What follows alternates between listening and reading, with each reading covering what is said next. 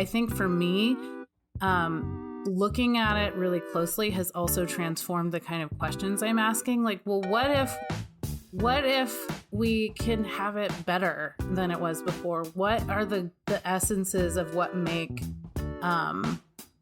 humans good in a lot of ways? I'm Miranda Rake. And I'm Sarah Wheeler, and this is The Mother of It All, where we take on motherhood through the lens of culture and culture through the lens of motherhood.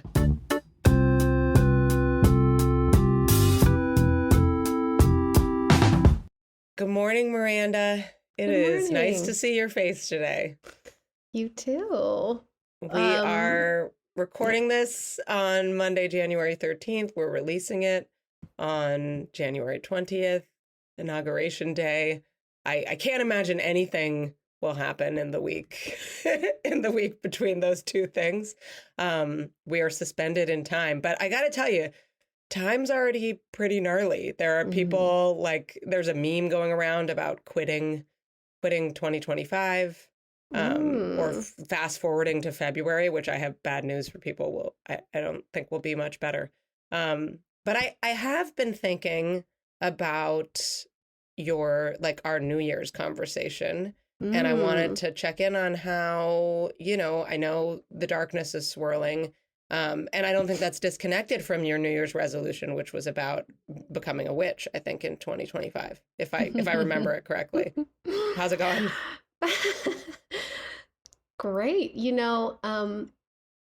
I guess I'm still thinking about my resolution. And Fair. So my husband has a resolution, which is to use Amazon less or not at all. Because you know who is funding the inauguration or something? I don't know. Yeah. Jeff Bezos. Yeah. You're always trying to not use Amazon, but it's like now it's like, oh yeah, and so yeah, I was thinking as about per that. our topic today, I was like reading something about the level of like emissions that they're relying more on planes, even though they like are getting attention for, some electric trucks and stuff, which is cool. That's good. Yeah. I don't think I need to like track the details to be like Amazon bad. Yes, but right. Yes. But I think good, bad. Just to make it easy for myself. But I it was interesting to talk to him about that because he's not really a resolutions guy but he has one, and mine are always like patience or more walking or something, right? And like kind of vague and and kind of like very or in the service of others, right, compassion, well, grow so is my the compassion Amazon thing. But I like this like concrete I will not use Amazon, or like, right. Oh, wow. And he's also frustratingly good at this kind of stuff. Like, then he'll do it. Like, he'll do this work to be like, he has like a server that he's always tinkering with, and he found some tiny weird local store that sells all the weird wires that he needs. Like, he's already done that.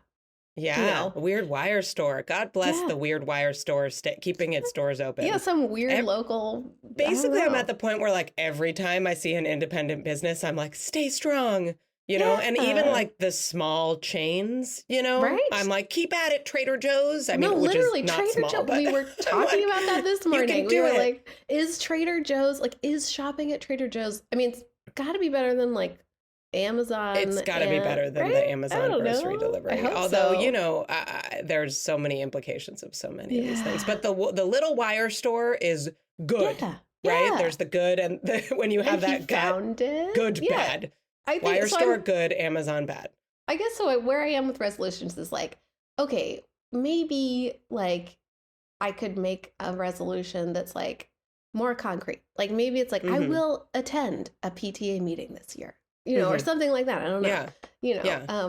Like maybe I'll just do a little thing that is actually feels kind of weirdly insurmountable.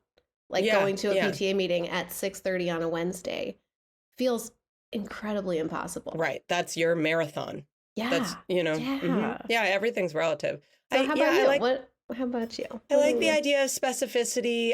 You know how I feel about like discipline. So I always get, I am not a David, and I don't necessarily, I mean, I'm very strong headed, but like, as soon as something's like, I mean, I've spent 40 years being like, falling for these traps of like, you got to do it every Monday at, 9:30 to, and I'm just not like that. So I've been trying to get like, kind of feel into the cracks of like where I can just kind of step it up a little bit. Yeah. And I'm going back actually to like an old New Year's resolution, or like a New Year theme, I think from, I don't know, 2022 or something, which was like, no one's coming for you. No one's doing it for you. Yeah. So I've actually, it's been in my little personal life, it's been a good few weeks of like, if I'm tired, instead of kind of just like scrolling in bed in the middle of the day or drinking more caffeine, I'm going to exercise. That's big, Sarah. Yeah. That's a big, or I've been, this might, lower my your estimation of my cool factor, but I've been getting really into puzzles, and I've been keeping a jigsaw puzzle out. The game is really not can you finish it, but can you finish it before it gets destroyed by your children, which is, it's like, it always adds, as an ADHDer, it adds like a bit of a nice rush to it. It's my bungee jumping. What did we call that? Like a fun fire. We talked about that in some episode. Yeah, exactly. Like a fun risk. Exactly. Yeah. That's mine, is like, can I keep this jigsaw puzzle safe on the floor of my house? But it's just helping me be like a little bit less trash. Like when I have a few minutes, instead of like scrolling on my phone, I'm like, maybe I can finish the eggplant at the farmer's market. It's a farmer's market one right now. And this eggplant is so confusing because it's the same purple as the grapes. So well, I like that, I think I'm being a little bit better. Yeah. And I think that because the world needs me, like, speaking of today, to just kind of get over myself and fucking do shit. I think we should, maybe it's a good moment to tell our delightful listeners that we do have, guests lined up for the rest of the season, at least, that I think will be very relevant to what we're living in 2025. Well, I'm really happy to be spending time with you today and with our guest. Every time I talk to her, I feel the kind of like invigoration that you're describing, like the kind of like, okay, I'm the adult, I'm an adult, like, let's do this. I can do something. I can do a thing. Yeah, with also joy and humor. Liz Doerr writes about social justice, parenting, travel, resiliency, and climate change. She's also the co-founder of Scribente Maternum, which is a national community for writing mothers. I represent the Bay Area chapter, if anyone listening is interested in joining our community. And in Liz's Substack newsletter, Cramming for the Apocalypse, which I was like, it was the opposite of doom scrolling, actually reading your newsletter in the bath last night, Liz. But I enjoy it deeply. She explores the intersection of climate justice, climate grief, which I want to get into today, and disaster preparedness. Welcome, Liz. Thank you for joining us. Thank you so much. I'm so excited to be here. Liz, who's caring for your kids right now? Your kid.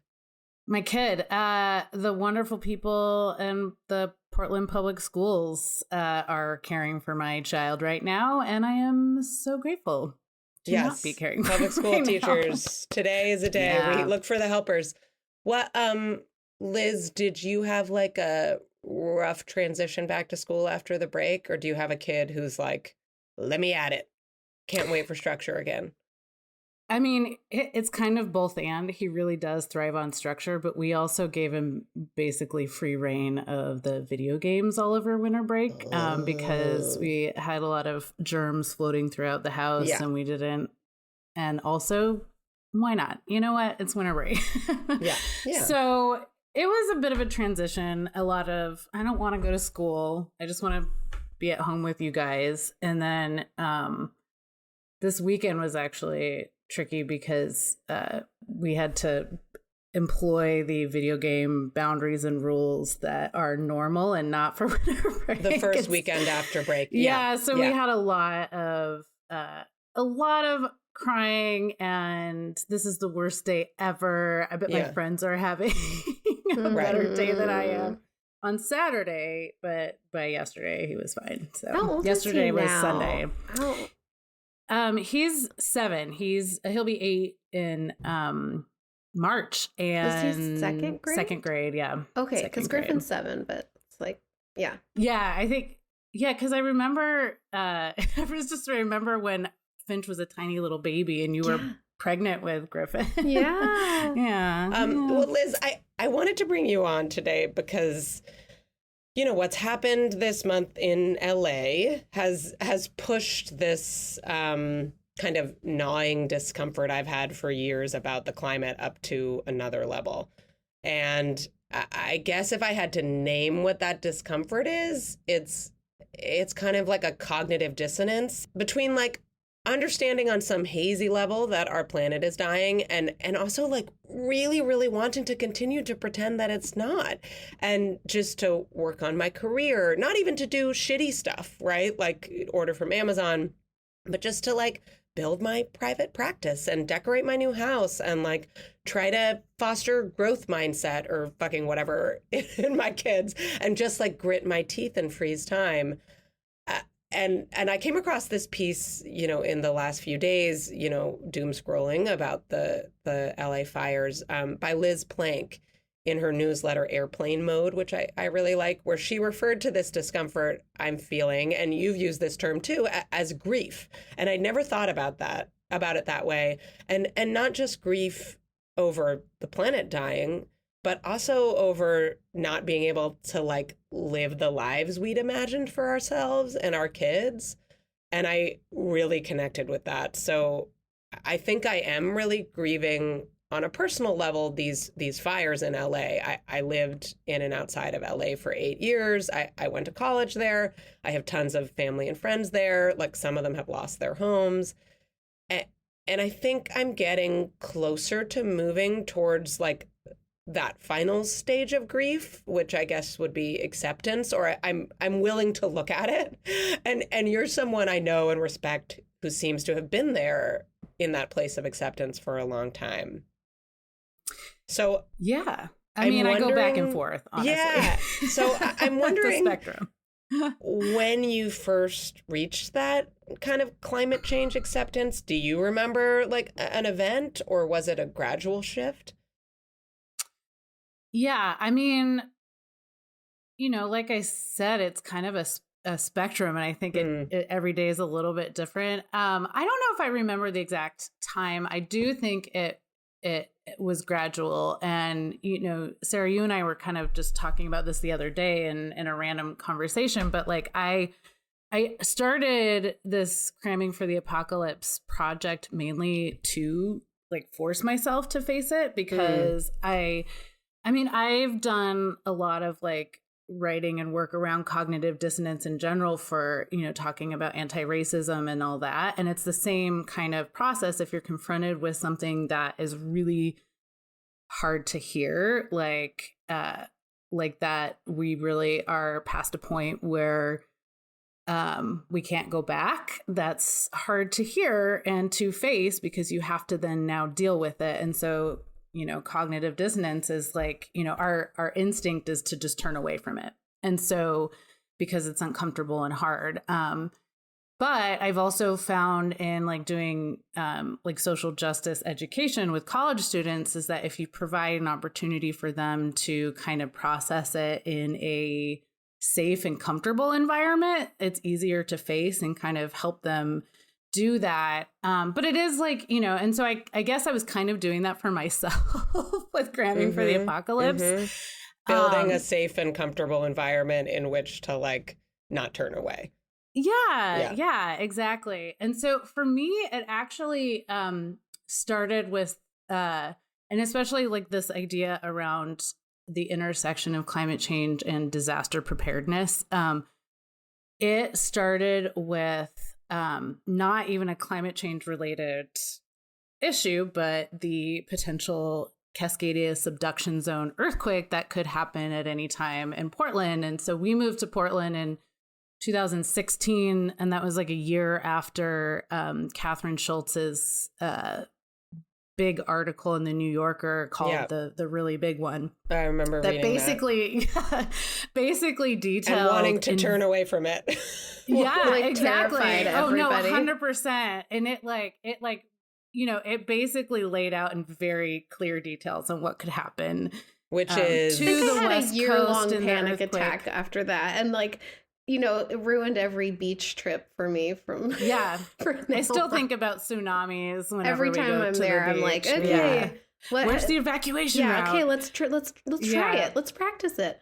Yeah. And so for anyway. those of you listeners who aren't familiar with the Cascadia subduction zone earthquake, I do highly recommend Catherine Schultz's story because it really was amazing. And also I think it shows the power of journalism because this earthquake has been known about for decades, the potential that is coming.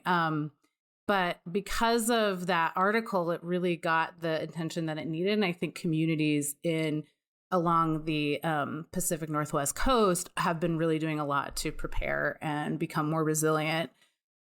Anyway, so we had decided at that point about a year, later to move to Portland, and this was like in my head. And so and then I got pregnant and it was it was kind of this like overarching anxiety around the earthquake, and people have the same reaction to the earthquake as well, the cognitive dissonance.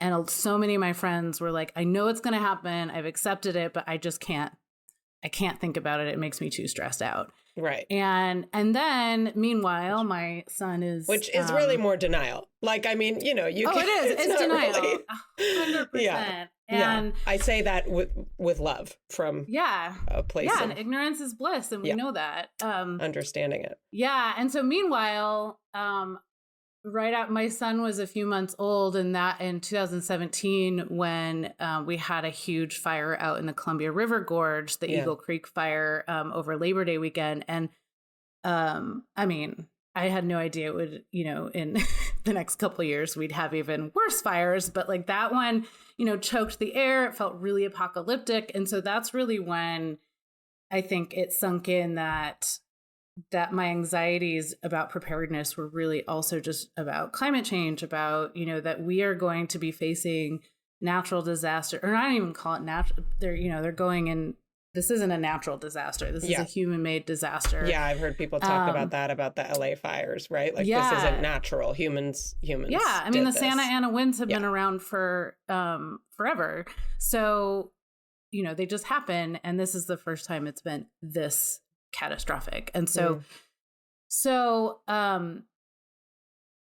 I think that, I think for me, the disaster preparedness part of it was a way for me to kind of take control of the situation and have some agency over it. And it gave me, and I think that was actually probably what kind of helped me come to this acceptance point, because I think that's the challenge that people have with, with the cognitive dissonance. It's why would I look directly at it if I know I can't do shit about it? And so what can I actually do?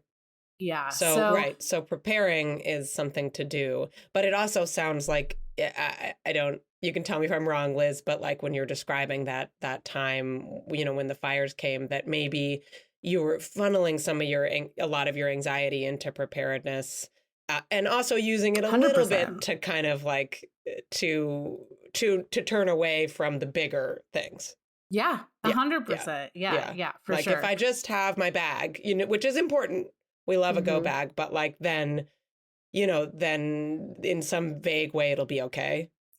Yeah. Well, and also then you get even deeper into it, and it's you get into these kind of prepper communities, and it can go both ways. And when we think about prepper, we think of kind of that right wing,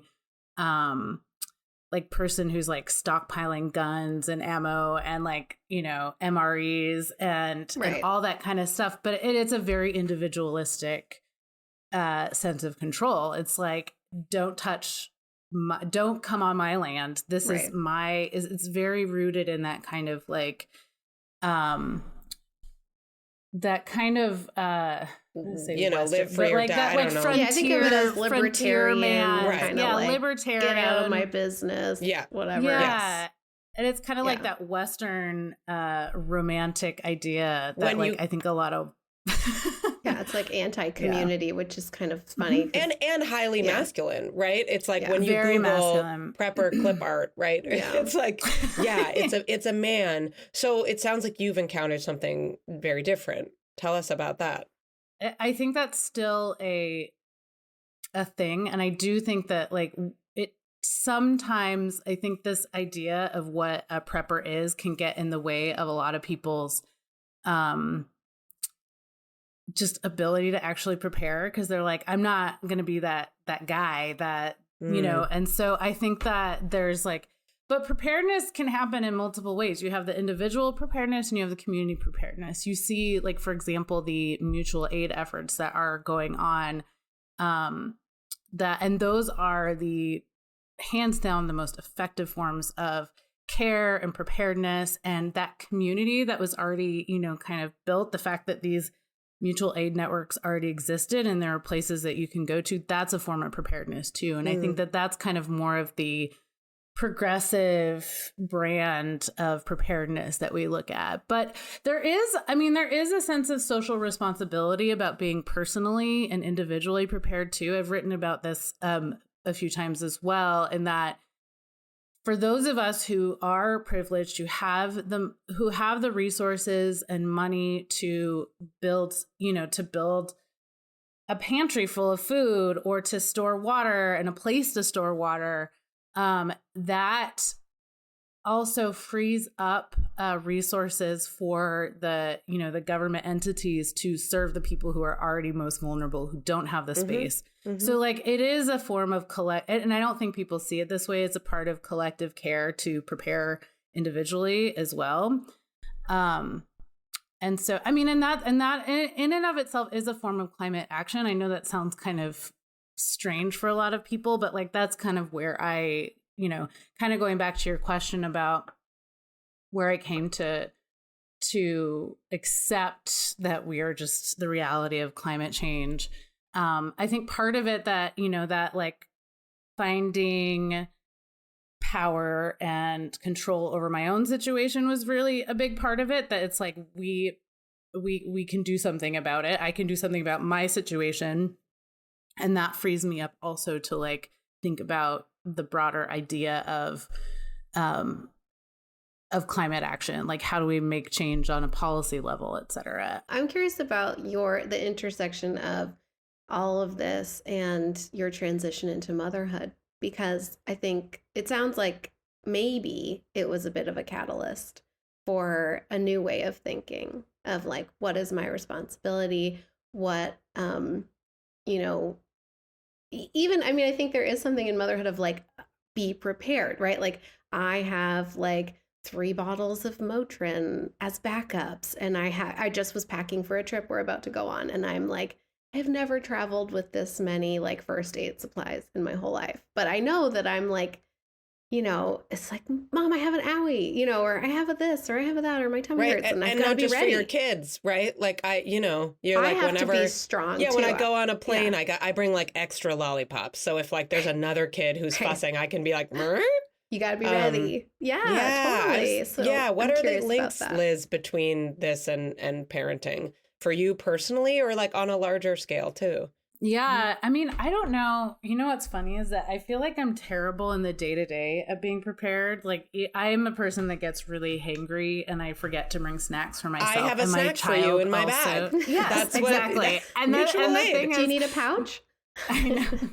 But my husband is always you get hangry. Why don't you bring extra snacks? And I was I did. But, it's more I'm rushing out the door. So so that's the irony of this. You're doing the big picture preparedness. Yeah, the big picture. Yeah. So it was a catalyst, but partly because, or at least having a kid is a big catalyst, was because it's it made me just start to think about the future farther than I had when, when I'm thinking of my own, Mm-hmm. Progression through age, and being like, oh, is college going to exist in the same way that it did when I was going to college or even Mm-hmm. now? I think about like that a lot, like with my kids' Yeah. education fund, as I'm like, what is Same. this for? Same. I mean, when Yeah. we started putting money into his education fund, I was like, we didn't want to put too much because we're like, Yeah. well, what? I mean, I don't know. He's still, that's only like, I don't know, 11 years away, probably, if he decides to go to college, but it's still, who knows what the world is going to be like in 11 years? Like, so much has happened in the last 5. And Well, so, and for me, I'm like, do I pay Yeah. off my credit card or do I put this money in the 529? And I'm like, I don't know. This is terrible. Yeah. Everything is terrible. Yeah. So when you say that, Liz, when you talk about whether college is going to exist, like that's where I'm like, can I do the cognitive dissonance? I'm like, can I turn away? And I've seen you write about escapism.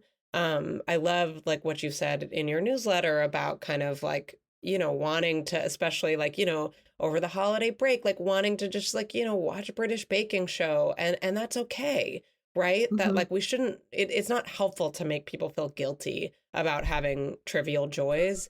And Mhm. something you've also told me is that, you've found over time that the more that you actually do think about this stuff and read about it, the more that it actually feels therapeutic, right? That Mhm. like the part that's hard that I'm feeling in my body isn't the grief of climate change and the fact of it. It's my own kind of uninformed anxiety.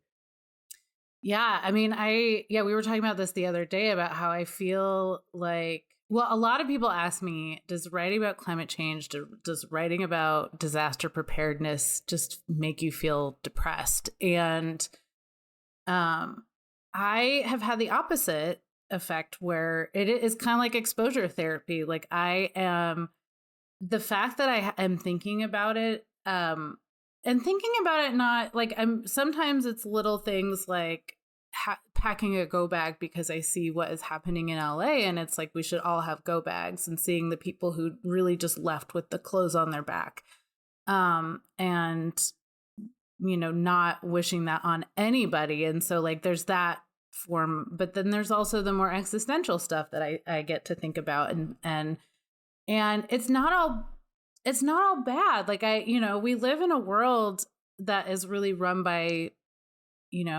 capitalism, colonialism, and so many people are already living in devastating situations in this environment that we're in now. And so I think for me, looking at it really closely has also transformed the kind of questions I'm asking. Like, well, what if we can have it better than it was before? What are the essences of what make humans good in a lot of ways? And like, and so like really thinking about different ways to organize ourselves. I mean, I've really been where my existential brain has been going is like I'm starting to learn more about anarchism and what that actually is. Like it's become kind of a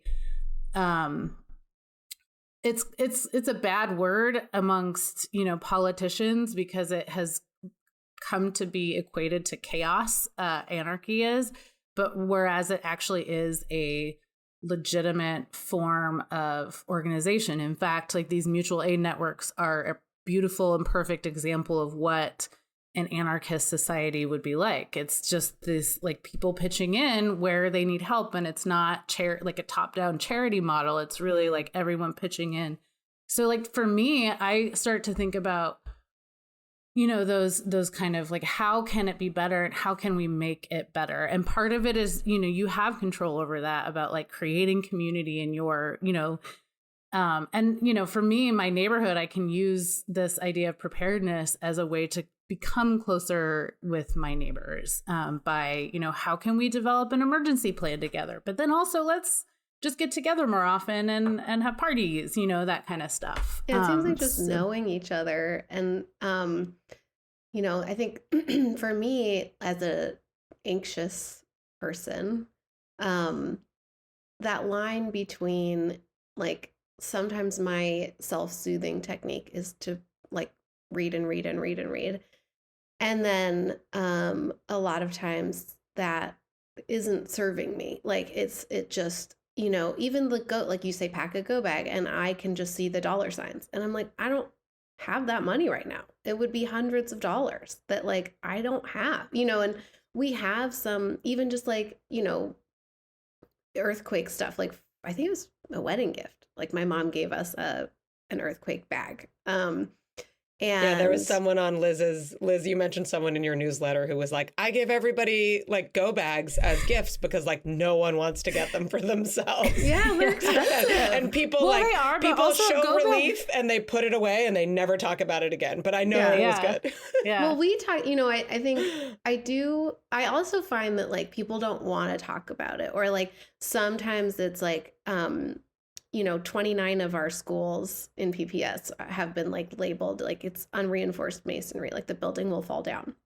Right. Mhm. And like that was a source of incredible anxiety for me for a long time. And I was like, okay, I guess I can't send Griffin to like one of these schools.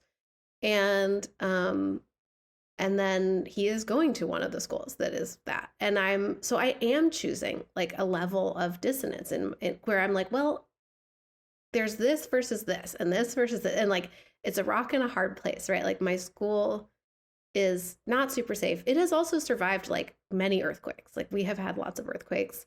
The epicenter may not be here. You know, I'm gambling. Like I feel like there's no pristine way to live in all of this, right? Like it seems like it's very messy. So it's like looking for the place and thinking about this in terms of like when this episode airs, it will be inauguration day. And, you know, how do we, I think to survive 4 years of Trump, like I will have to choose some dissociation sometimes, right? Like that's probably a good survival technique sometimes.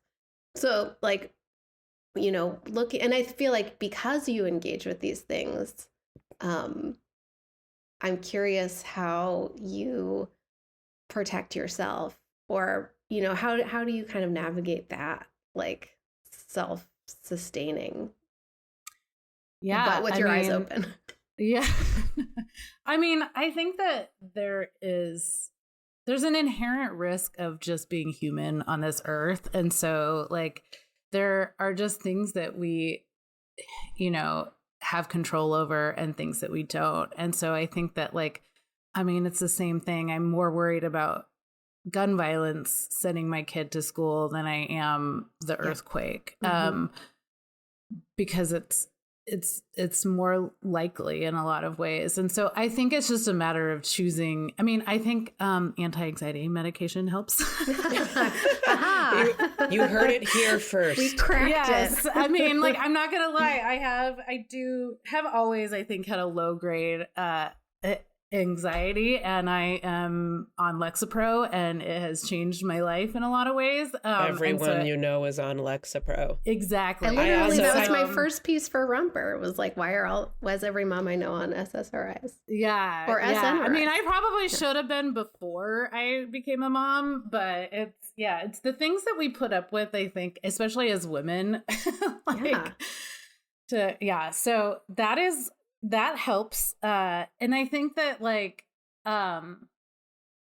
so we really do have to pick and choose what we can focus on. And like in order to send my kid to school every day and not be racked with like fear that something's going to happen, I have to disassociate. Like it's a survival mechanism. I think that's very human, that I think that maybe our modern society has not been so helpful at nurturing.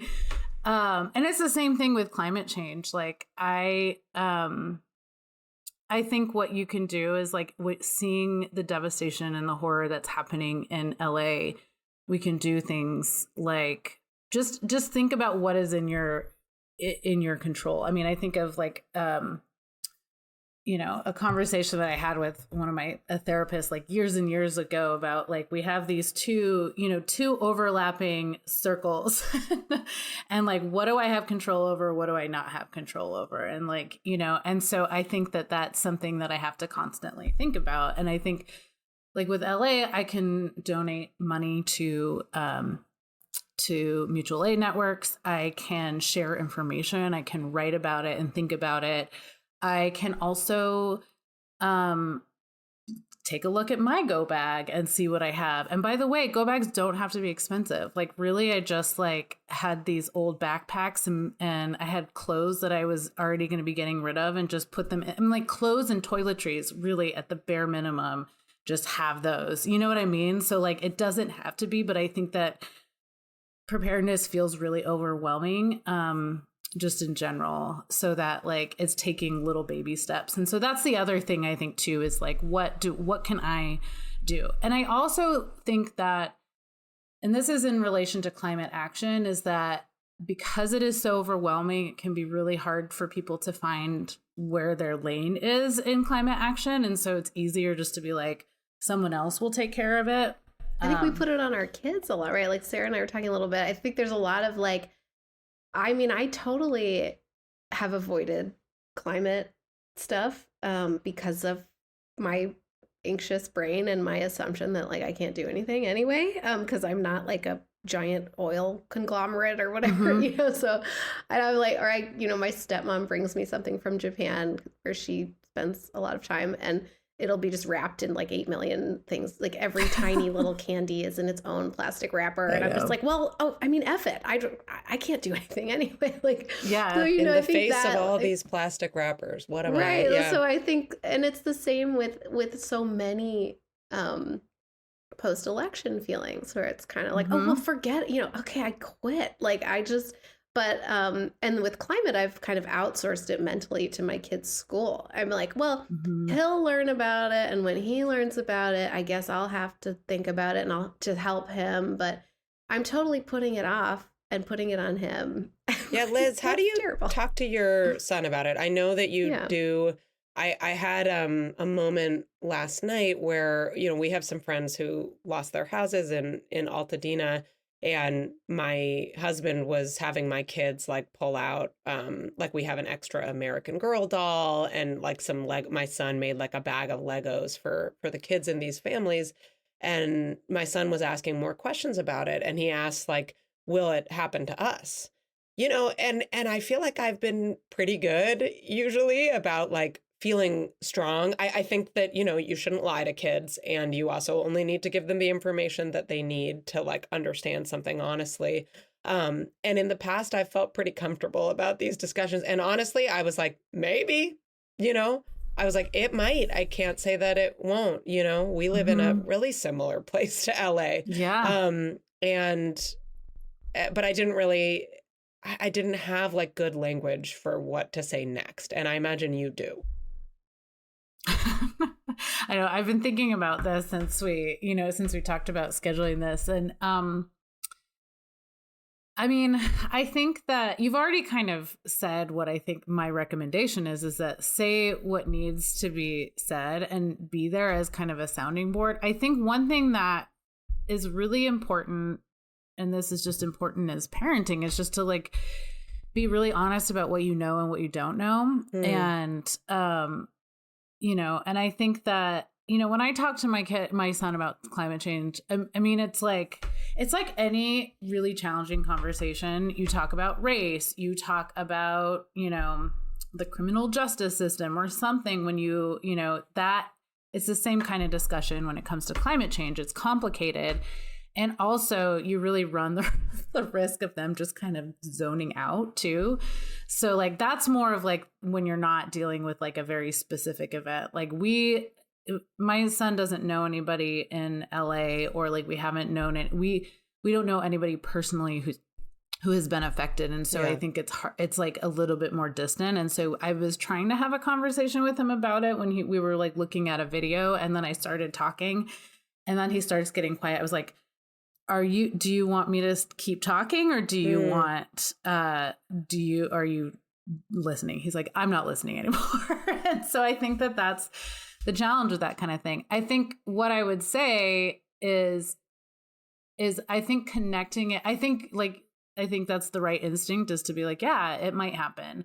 I think and it depends on the kid, because I do know kids who have like heightened anxiety about this stuff, and it will plague them for weeks. And so I think that that's a personal parenting decision to figure out how much you're gonna want to know. I think for my kid who doesn't get as plagued by anxiety, I would, be like, well, it could happen, and this is why we need to think about packing a go bag and doing that stuff and doing that together. And I think that's a lot of, and kind of like, going back to like when they're toddlers and narrating the world for them is like, we're going to do this together.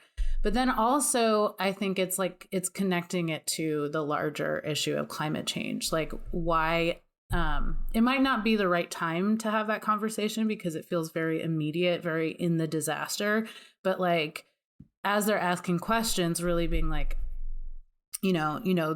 the reason why this fire was so bad was because of this drought that was, and you can kind of go through that.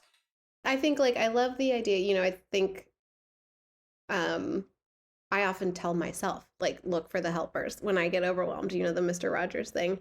But I think it's depending on your kid's age and kind of like emotional age too, offering the idea that maybe we're the helpers, thinking about mutual aid and what if you could be the helper? And I think myself as an anxious person, often if I can channel the anxiety into a concrete action, and a lot of times when it's just donate money, I don't have a lot to donate. I will donate what I can, and then I got like a Christmas bonus, and that felt great to just like give it to some charities that I was caring about. But it also feels a little bit empty. Like I really want to do a thing, and I bet kids have that too, where so if you can give them something that they can do, like you're talking about, Sarah, I mean, and that seems like a lifelong lesson. Like maybe I'm the helper. Like, oh.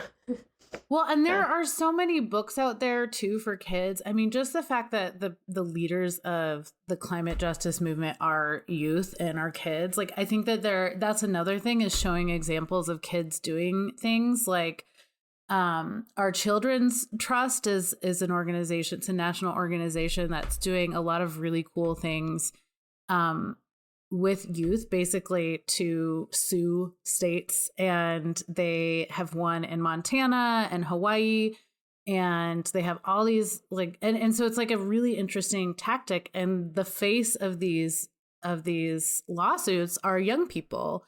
And so I think that there's a lot of really cool stuff that's happening.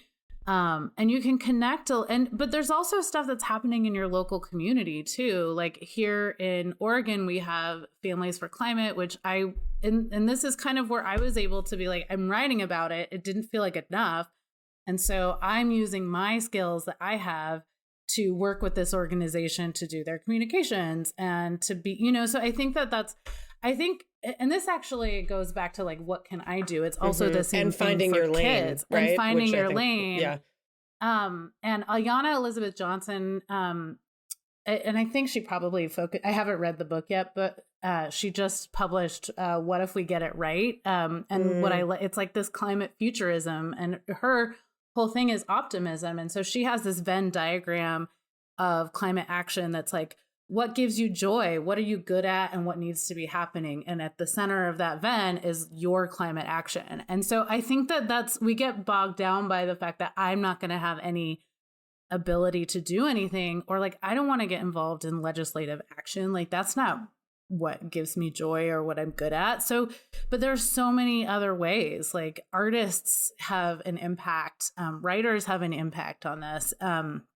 And kids too, like kids can get involved as well. Like you can do stuff, they can do stuff at the school level or at, and I think that that's engaging your kid in those kind of discussions about what can you do that brings you joy.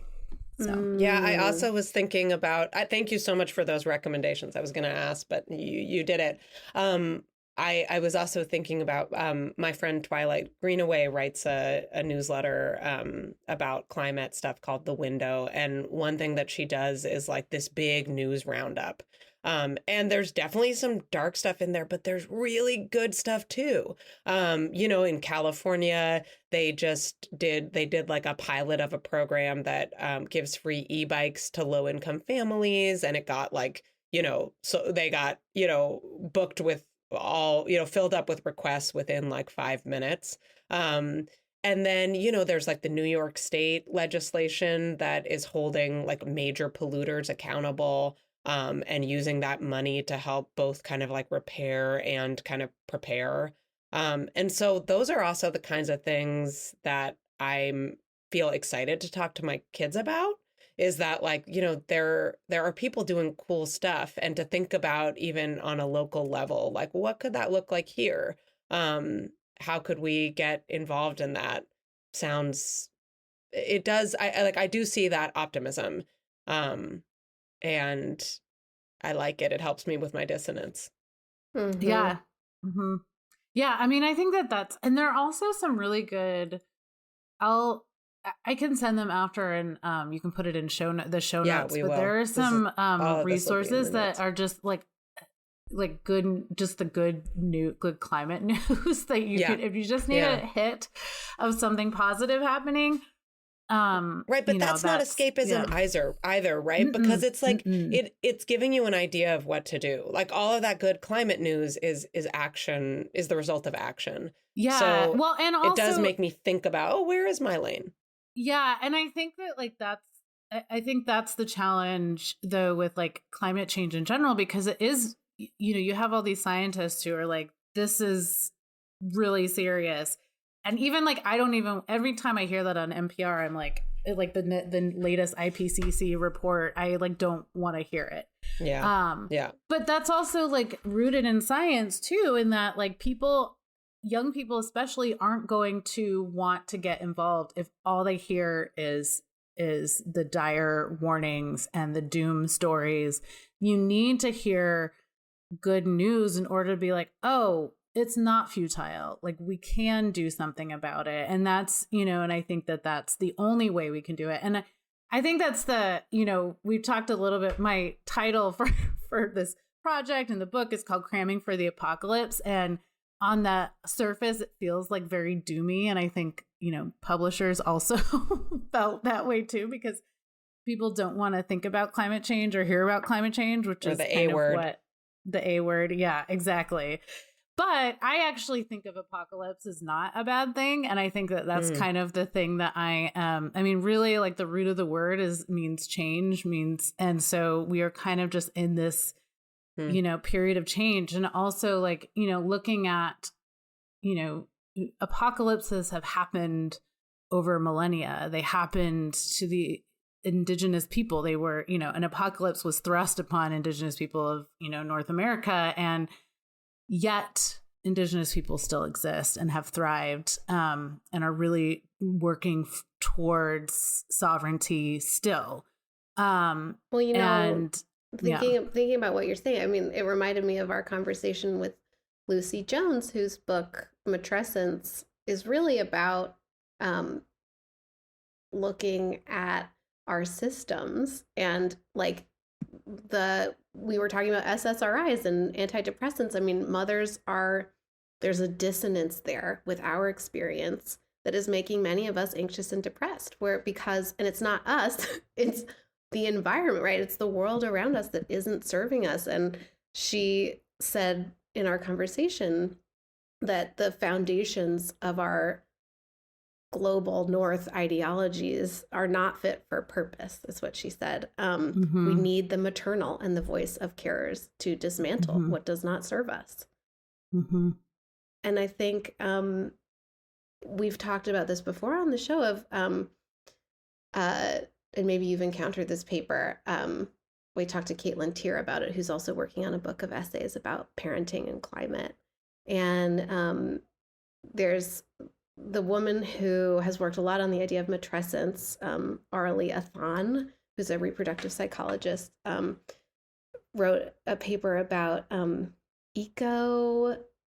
trying to remember her phrase. She had this very complicated phrase about basically, does the experience of matrescence prime us for climate anxiety, but also is this a moment where we can harness like this moment of neuroplasticity and caregiving and harness that for something broader, for change. You know, we are primed for activism, really. And I think a lot of us feel that. Many mothers I talk to talk about feeling radicalized by even just giving birth, you know, this kind of wild process. I mean, we started out talking about becoming a witch. Like, you know, I think we become tapped into like what is real, and we start to see the holes in capitalism, or, you know, the ideologies that we've been beholden to, and we see what is really real, which is like the humans in our lives and the care that we give and receive, and then we are driven to protect that. Yeah. I love that idea. I haven't actually thought about the connection between matrescence and or even apocalypse or climate change. But absolutely. I mean, I think in order to get out of the situation we're in now, we need to lean into that neuroplasticity to